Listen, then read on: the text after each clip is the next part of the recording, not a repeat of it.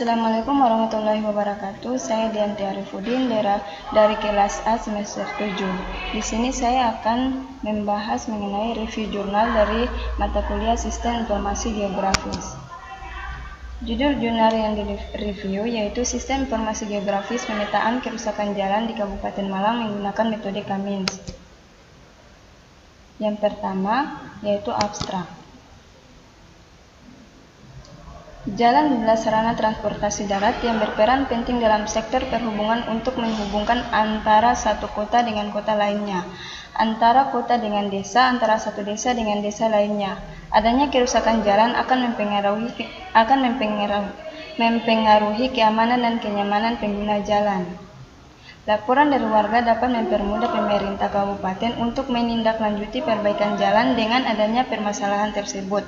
Maka dibuat sistem informasi geografis pemetaan kerusakan jalan dengan harapan pemerintah dapat mengelompokkan tingkat kerusakan jalan menggunakan metode clustering di Kabupaten Malang yang meliputi Kecamatan Lawang, Kecamatan Singosari, Kecamatan Karangploso, dan Kecamatan Danau. Salah satu metode clustering yang digunakan pada sistem ini adalah metode Cummins. Yang kedua yaitu latar belakang. Jalan adalah sarana transportasi darat yang berperan penting dalam sektor perhubungan untuk menghubungkan antara satu kota lainnya, antara kota dengan desa, antara satu desa dengan desa lainnya. Faktor yang menyebabkan terjadinya kerusakan jalan antara lain air, perubahan suhu, cuaca, temperatur udara, material konstruksi, perkerasan, kondisi tanah dasar yang tidak stabil, proses pemadatan di atas lapisan tanah dasar yang kurang baik, kapasitas muatan kendaraan yang berlebihan, dan meningkatnya volume kendaraan. Adanya kerusakan jalan ini dapat menghambat aktivitas masyarakat terutama dalam sektor perhubungan. Untuk saat ini masih belum ada pelaporan sistem informasi geografis mengenai kerusakan jalan di Kabupaten Malang yang dapat diakses oleh masyarakat secara online. Yang ketiga yaitu algoritma. Pengertian dari algoritma Cummins yang merupakan algoritma yang membutuhkan parameter input sebanyak K dan membagi sekumpulan N objek ke dalam K cluster sehingga tingkat kemiripan antara anggota dalam satu cluster tinggi sedangkan tingkat kemiripan dengan anggota pada cluster lain sangat rendah. Kemiripan anggota terhadap cluster diukur dengan kedekatan objek terhadap nilai mean pada cluster atau dapat disebut sebagai centroid cluster. Metode Cummins adalah metode analisa data yang digunakan untuk mengelompokkan data yang sudah ada ke dalam beberapa kelompok, di mana data dalam satu kelompok mempunyai karakteristik yang sama dengan lainnya dan data yang ada di dalam kelompok lain mempunyai karakteristik yang berbeda. Algoritma clustering dapat dikelompokkan ke dalam kelompok besar sebagai berikut, yaitu partitioning algorithm, hierarchy algorithm, density based, grid based, model based. Adapun langkah-langkah algoritma Cummins antara lain sebagai berikut. Yang pertama, menghitung jumlah data. Dua, menghitung jumlah cluster. Yang ketiga, menentukan centroid awal. Keempat, menghitung jarak data dengan centroid 1 dan centroid 2 menggunakan rumus berikut. Yang keempat, hasil dan pembahasan. Perhitungan Cummins. Yang pertama, menghitung jumlah data kerusakan jalan dari Dinas Bina Marga Kabupaten Malang. Terdapat 310 data yang ditunjukkan pada tabel 4.1. Berdasarkan tabel 4.1 dijelaskan bahwa terdapat 3 sampel data kerusakan jalan yang terletak di Kecamatan Lawang pada ruas Lawang Sumber Porong kilometer KM STA 0 sampai 600. Yang kedua, menentukan jumlah cluster data kerusakan jalan dikelompokkan menjadi 3 cluster antara lain C1 sama dengan ringan, C2 sama dengan sedang, C3 sama dengan berat. Yang ketiga, menentukan centroid awal. Yang keempat, menghitung jarak kemudian. Perhitungan pada centroid tersebut dilakukan banyak data pada data kerusakan jalan dengan menggunakan rumus 2.1. Selanjutnya ada pengujian akurasi metode. Pengujian akurasi metode ini menggunakan sebanyak 310 data yang didapatkan dari Dinas Bina Marga Kabupaten Malang dan dikelompokkan menjadi 3 kluster, yaitu ringan, sedang, dan berat. Untuk mendapatkan keterangan keakuratan hasil kluster dapat dilakukan perbandingan menurut Dinas Bina Marga dengan hasil pada aplikasi. Hasil perbandingan ditunjukkan pada gambar 4.10 dan gambar 4.11. Berdasarkan perbandingan menurut Dinas Bina Marga dengan hasil pada aplikasi, maka presentasi pengujiannya sebagai berikut, yaitu pengujian sistem sama dengan banyak hasil pengujian benar per banyak data training kali 100% sama dengan 310 per 310 kali 100% sama dengan 100%. Hasil dari pengujian menunjukkan bahwa hasil dari Bina Marga dibandingkan dengan hasil pada aplikasi hasilnya sama, maka dapat disimpulkan bahwa metode Cummins yang diterapkan pada website ini sudah tepat. Selanjutnya yaitu kesimpulan. Berdasarkan pengujian akurasi metode dan pengujian black box yang telah dilakukan pada sistem informasi geografis, pemetaan kerusakan jalan ini dapat disimpulkan sebagai berikut. Yang pertama, perbandingan hasil clustering Cummins pada program dan Dinas Bina Marga sama-sama menunjukkan jumlah cluster 1 atau C1 sama dengan 221 data, cluster 2 atau C2 sama dengan 24, dan cluster 3 atau C3 sama dengan 65 data. Selanjutnya, hasil pengujian akurasi metode menunjukkan bahwa metode Cummins yang diterapkan pada website ini sudah tepat dan dengan tingkat presentasi kecocokannya yaitu 100%. Selanjutnya, hasil pengujian metode black box untuk menguji fungsional sistem berjalan baik, dan dalam pengujian kesalahan pada sistem ditemukan sebesar yaitu 0%. Sekian dan terima kasih.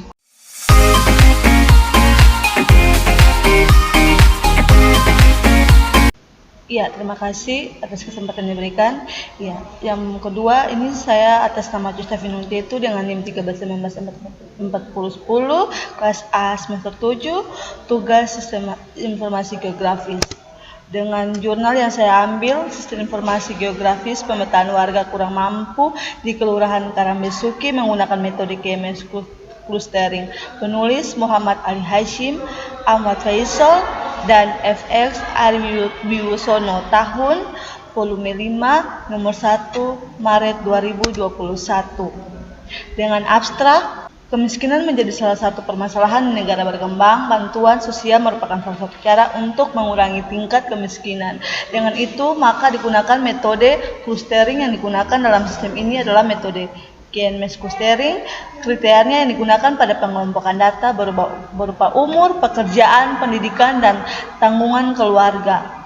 Sistem informasi geografis menggunakan KMS clustering dengan 3 kluster untuk pengelompokan warga di Kelurahan Karambesuki dengan menggunakan 325 sampel data.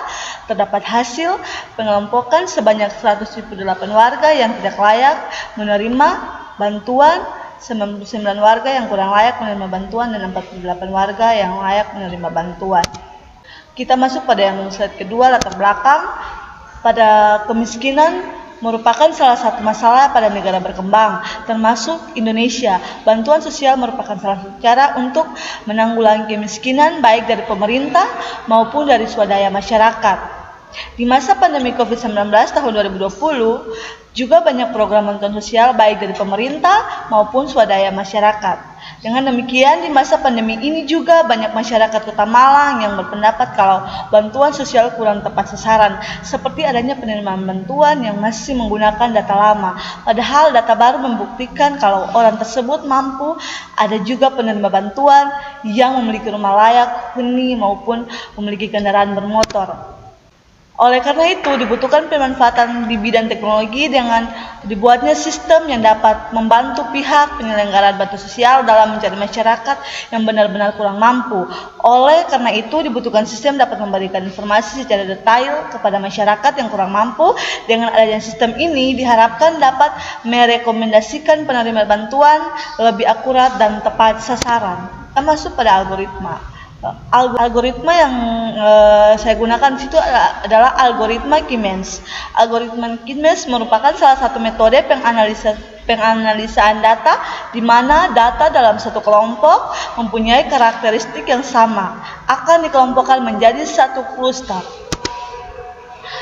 Berikut adalah proses algoritma metode Siemens. Yang pertama yaitu bisa dilihat menentukan banyak klaster yang diinginkan, menentukan centroid awal atau pusat kluster yang biasanya disebut secara dipilih secara acak-acak. Yang ketiga, menghitung jarak terdekat dari setiap objek pengamatan dengan konten awal yang sudah ditentukan, terus menentukan jarak terdekat antara objek, terus menentukan centroid baru dengan menghitung rata-rata, terus menghitung pada setiap objek menggunakan kluster baru. Jika objek tidak berpindah kluster, maka proses clustering selesai.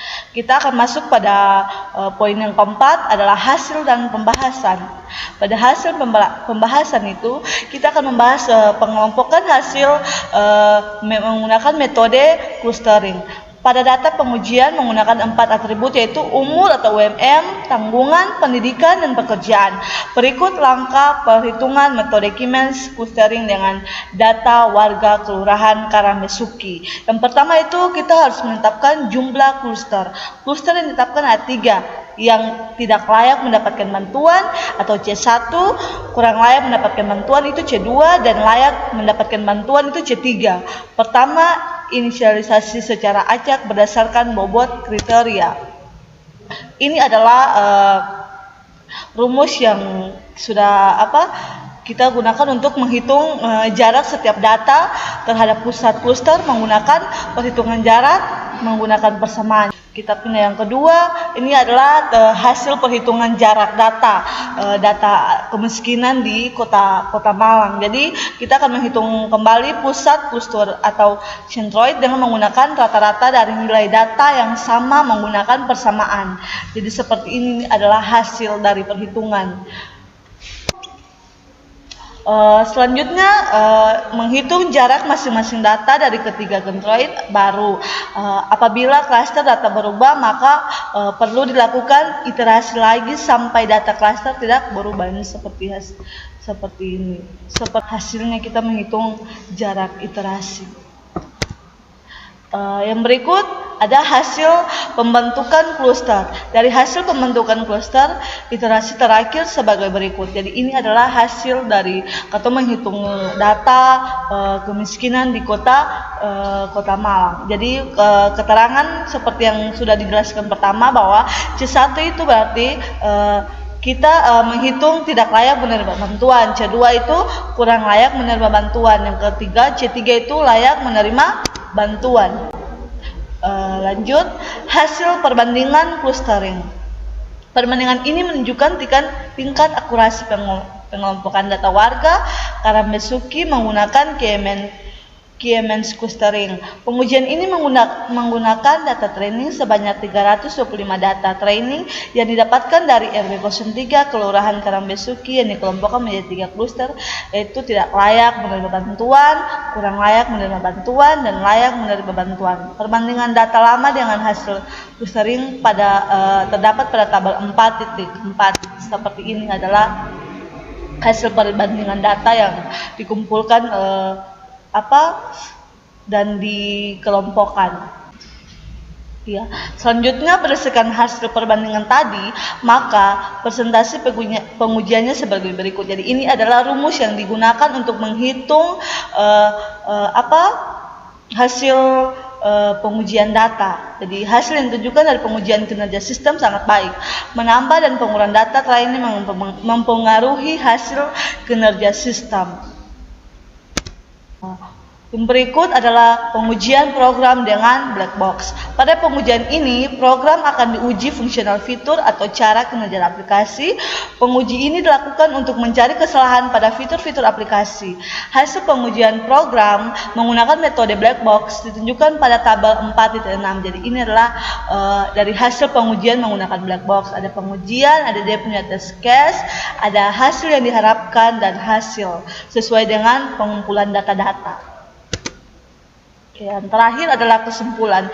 Jadi berdasarkan hasil implementasi dari perancangan aplikasi sistem informasi geografis pemetaan warga kurang mampu di Kelurahan Karambasuki, berdasarkan beberapa pengujian yang telah dilakukan, didapatkan kesimpulan yang pertama yaitu ada penerapan metode KMS clustering untuk pemetaan warga kurang mampu pada Kelurahan Karambasuki berhasil diterapkan ke dalam sistem sehingga sistem dapat mengelompokkan warga kurang mampu. Yang kedua, berdasarkan penelitian menggunakan KMS clustering dengan 3 cluster untuk pengelompokan warga di Kelurahan Karambasuki dengan 325 sampel data, terdapat hasil pengelompokan sebanyak 178 warga yang tidak layak menerima bantuan, 99% warga yang kurang mampu layak menerima bantuan, dan 48 itu warga yang layak menerima bantuan.